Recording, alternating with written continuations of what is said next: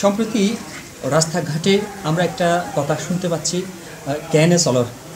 চট্টগ্রামের ভাষার এই ডায়লগটি খুব বেশি জনপ্রিয় হয়ে উঠেছে। অনেকটা বলতে গেলে খুব বাজেভাবে জনপ্রিয় হয়েছে। আমরা দেখলাম পথে ঘাটে বন্ধুদেরকে বলছে, অনেক বাজে বকাটে ছেলেরা মেয়েদেরকে বলছে ক্যানে চলর। তো এই ক্যানে চলর এই কথাটির অর্থ সুন্দর, মানে আপনি কেমনি চলছেন।